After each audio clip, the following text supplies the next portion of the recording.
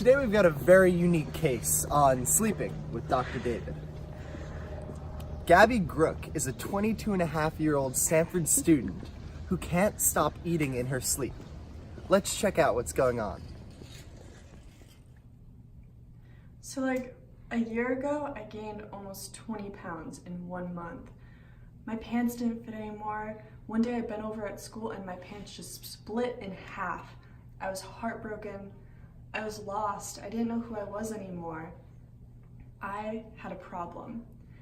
And one night, my brother Gustin discovered what that problem was. Yeah, I was playing video games one night and I saw Gabby walking around with her eyes closed. I tried to figure out what was going on, but she completely ignored me and walked straight to the refrigerator. That's when I knew something was up. So I decided that to lose those 20 pounds, I needed a sleep doctor. And that's when I contacted YouTube personality, Dr. David.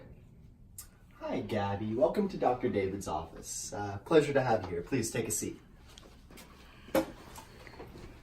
Tell me a bit about your problems. Hi, Dr. David. So I've gained about 20 pounds in the past month, and my brother Gustin witnessed me eating mouthfuls of chips and cookies while sleepwalking. Yesterday was even worse. Apparently, I tried to eat raw bacon and put a bowl of cereal in the microwave. I don't have any recollection of this, but we've got surveillance cameras to see if that's really happening.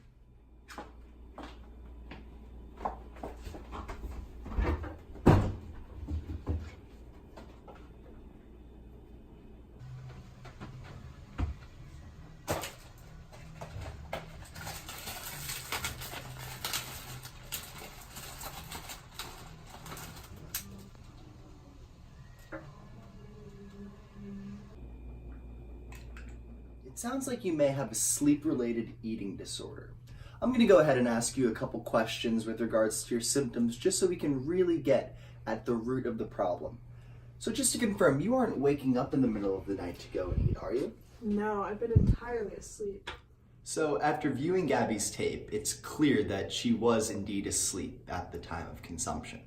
I also sat down with Gustin, Gabby's older brother, to assess his experiences evaluating and monitoring his sister while she's asleep. So Gustin, tell me a little bit about your observations. Well, after you suggested the videotape and supervising, I found her in the middle of the night in the kitchen eating for a few minutes before going back to bed. I was sure she was asleep because I snapped in front of her face several times and called her name, and she would not awake. Okay, so that's pretty normal for patients with this kind of syndrome. It means that we can rule out nocturnal eating syndrome, a disorder typically associated with individuals that will wake up in the middle of the night and not be able to go back to sleep until they've eaten. And so Gabby, can you just tell me a bit about how this has affected your eating habits during the day? Yeah, so I wake up most mornings with horrible stomach pains, and I've been diagnosed with lactose intolerance, but haven't felt those stomach pains for years because I've eliminated milk from my diet. Also, I'm just not really hungry in the morning, I don't want to eat breakfast. And Gabby, can you just tell me a little bit more about your mental health? Yeah, so lately I've been really stressed with school and, just everyday activities. And I haven't been sleeping much, and I've also just been really self-conscious about my body. Even before I gained the weight, I was trying to eat really healthy foods and cut out all my snacks.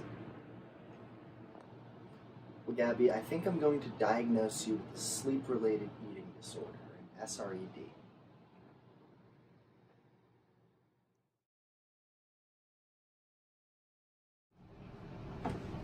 Sleep-related eating disorders are nothing to mess around with. Oftentimes, sleepwalking and other somnambulism disorders need to be observed in order to keep people safe.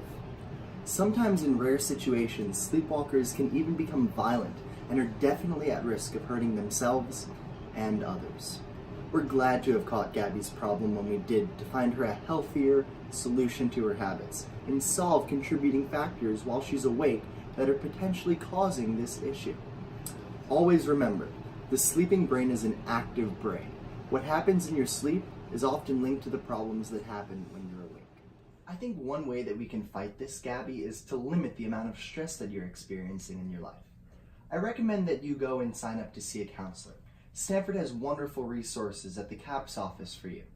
Additionally, taking stress management classes could prove super beneficial. And finally, I'm going to recommend that you limit your alcohol and caffeine intake in the coming weeks. These often have a negative effect on stress and anxiety. And finally, I'd like to see you again in 2 weeks just to reassess your SRED and where we stand. That's so great, Dr. David. Thank you.